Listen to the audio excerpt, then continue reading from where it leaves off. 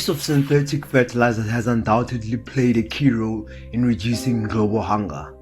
But at what cost? What began as a breakthrough has become a deeply embedded routine, season after season, generation after generation. Fertilizer use continued, often unquestioned. Yet the consequences are mounting: eutrophication and soil degradation. Now, things are shifting. Farmers are beginning to question the long-term effects on their land, their water, their livestock, and the natural systems they depend on. After all, they are stewards of the land and feeders of the world. On the consumer side, distrust in the food system has grown over time.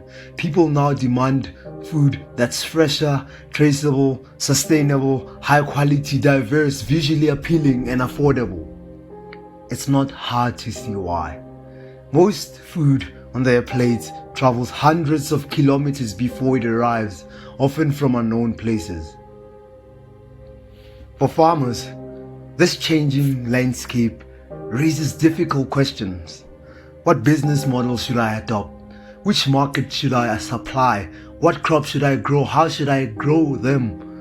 What inputs make sense now? Where are the real opportunities? Farming was once seen as a family ladder, a path upward. Today, it often feels more like a treadmill. Can we imagine a world without synthetic fertilizer?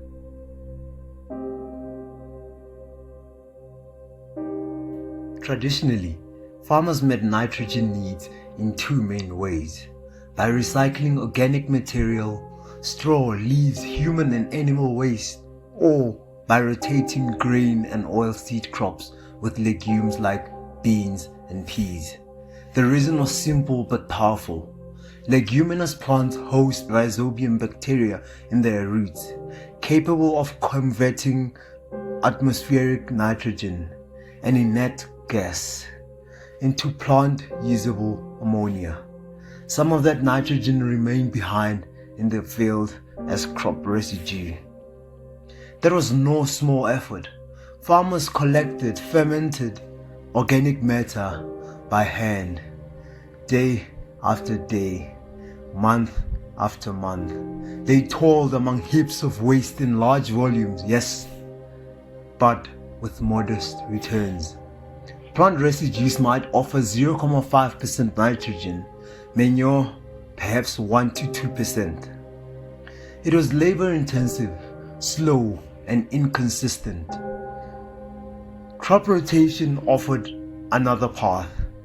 Grains and vegetables were interchangeable with nitrogen-fixing legumes, beans, lentils, clover, lucerne, to naturally enrich the soil. But was it enough? Populations kept rising, demand for food increased, yields strained under the limiting of these traditional nitrogen systems, which began to slow their brittleness. By the late 1800s, breakthroughs in chemistry and plant science made one thing clear: nitrogen was not just important, it was the cornerstone of crop productivity. Farmers began to understand the role of macronutrients, nitrogen, phosphorus, and potassium. Micronutrients like zinc and iron mattered too, but in smaller doses.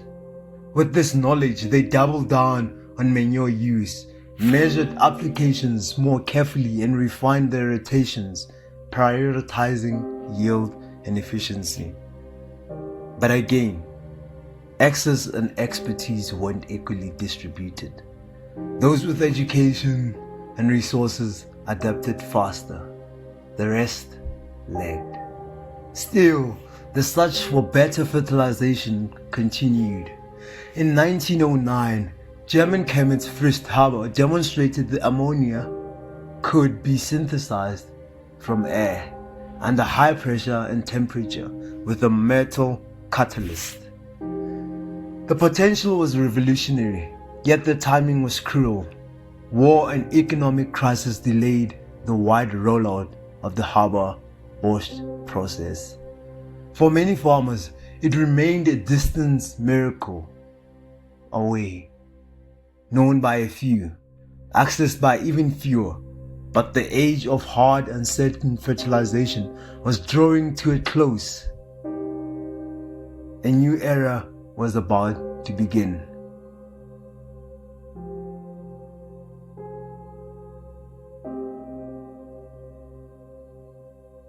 The Green Revolution of the 1960s changed everything. Farmers no longer resembled their forefathers. They now had access to better seeds, improved machinery, improved inputs, credit lines, market access, and information.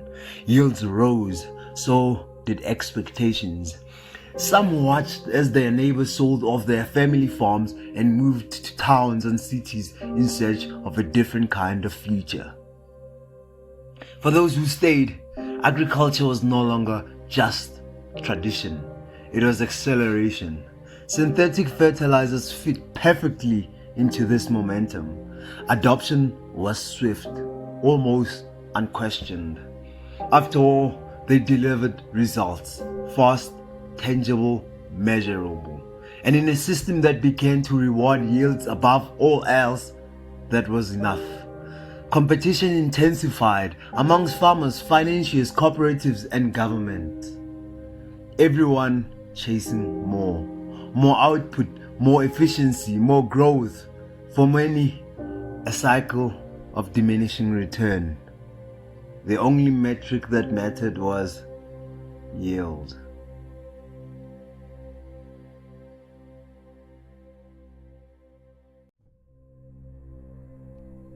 Since the 1950s, global ammonia use has soared from 5 million to over 150 million tons.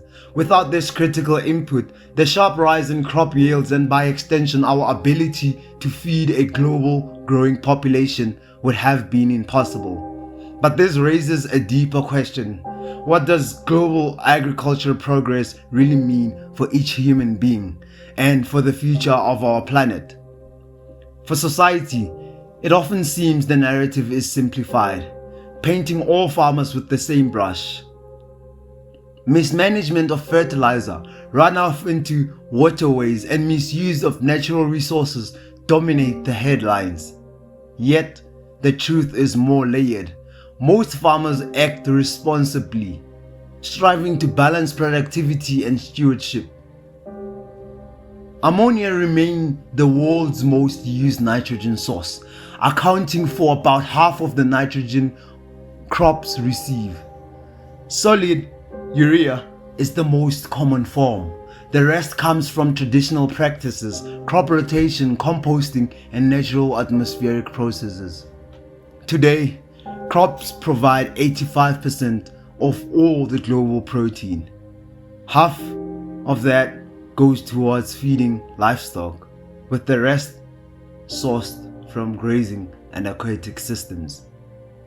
To abandon synthetic fertilizer entirely, it would be risky to the food security of more than 3 billion people who depend on current diet. With the global population growth concentrated in Asia and Africa, this demand could soon rise to 50%, a figure that cannot be ignored. But neither should it be used as a reason for complacency by industry, policymakers, or consumers. This begs a harder question. Will consumers and regulators accept the necessity of synthetic fertilizer in modern agriculture? Or will environmental concerns stricter trigger regulation, further limiting farmers' autonomy? The reality is, producing and applying ammonia-based fertilizer accounts roughly for only 1% of the global greenhouse gas emissions. There is no commercially viable alternative that can match the scale of 150 million tons. Still, the concern isn't about the existence of fertilizer.